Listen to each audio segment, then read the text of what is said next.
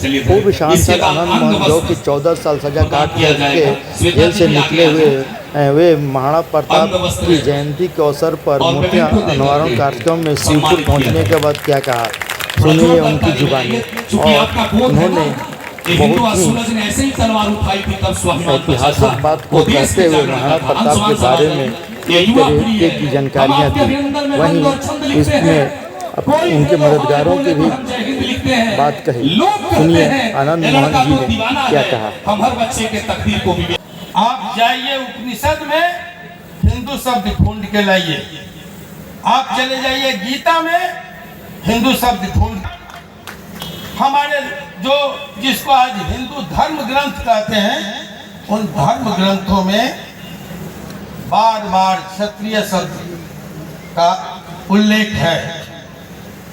हम बहुत पुरातन हैं, हजारों साल पुराने हैं, और इसलिए किसी ने कहा छात्र धर्म युगे युगे।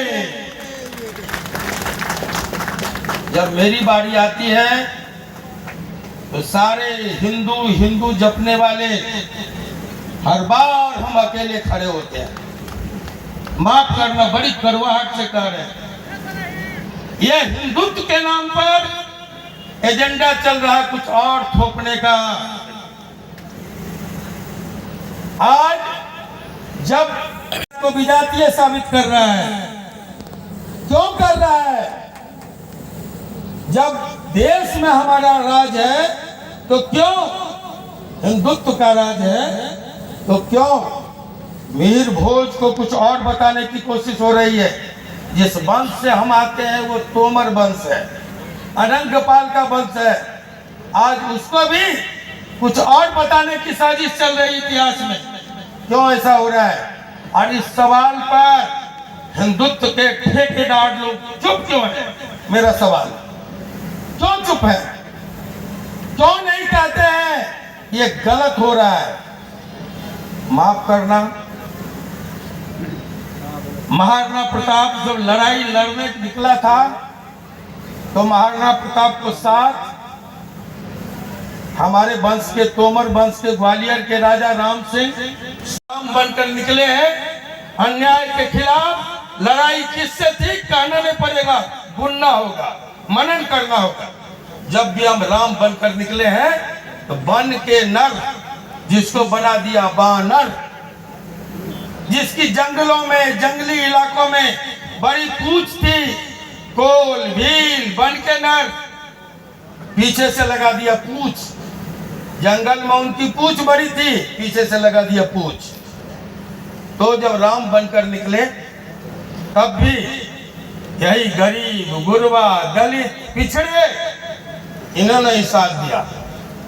जब हम महाराणा बनकर निकले तब भी हमारा साथ दिया कोल भील, मुसलमान, इन्होंने हमारा साथ दिया। और इसी इलाके से खड़े हुए 1857 के गदर के महानायक बाबू वीर कुंवर सिंह, तब भी उनका साथ दानापुर के यादवों ने दिया, बिया के पासवानों ने दिया, चंबित चमार ने दिया, दुबे जी ने भी दिया, और पीर अली साथ साथ शहीद होकर फांसी पर चढ़ गए। पीर अली की कुर्बानी कौन था? कुंवर सिंह का सेनापति, याद कीजिए, उसका भी नाम था करीम खान। उनकी बात नहीं है, मैं अभी बोल के आया हूं। इस देश में अगर 1857 नहीं होता तो उसकी प्रेरणा से 1942 नहीं होता, और अगर 1942 नहीं होता तो 1947 में देश आजाद भी नहीं होता।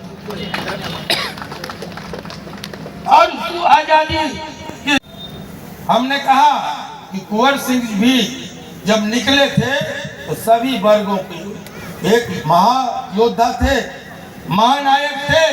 लेकिन मैं समझता हूं कि 1857 के गदर में उससे बड़ा कोई जन नेता नहीं था, जिसके साथ हर वर्ग, हर समुदाय, हर धर्म के लोग थे।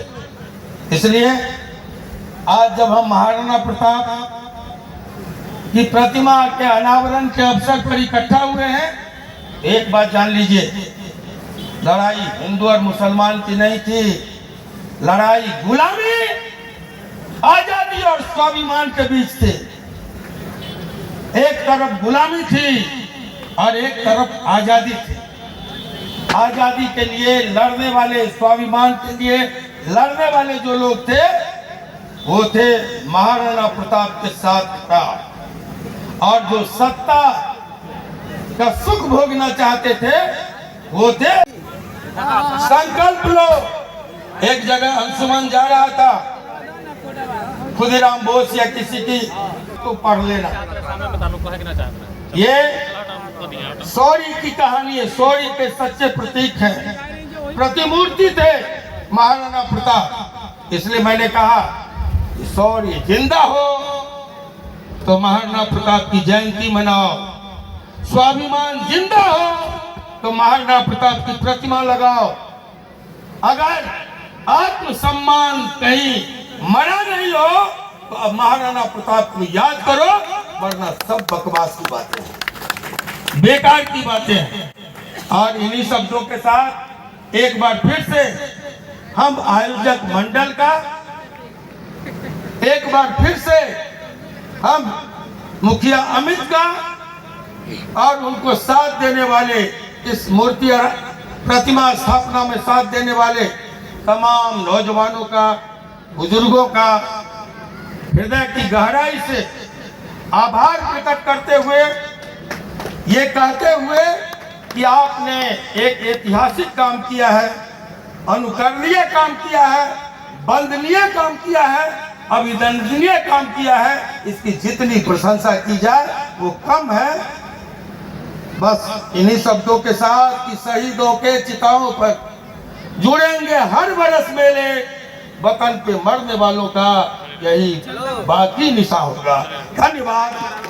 जय हिंद, जय महाराष्ट्र। हम लोग कोई सभा जनसभा, मान लीजिए इतने लोग यहाँ पर एकत्रित हैं, आज कोई बात विवाद हो जाए किसी के भी, तो कब भीड़ जो है, जनसभा जो है मॉब में तब्दील हो जाए, नेता के बस में नहीं रह जाए, वही खामियाजा भुगतना पड़ा आनंद मोहन जी को। 15 वर्षों तक लंबा समय जेल में बिताना पड़ा।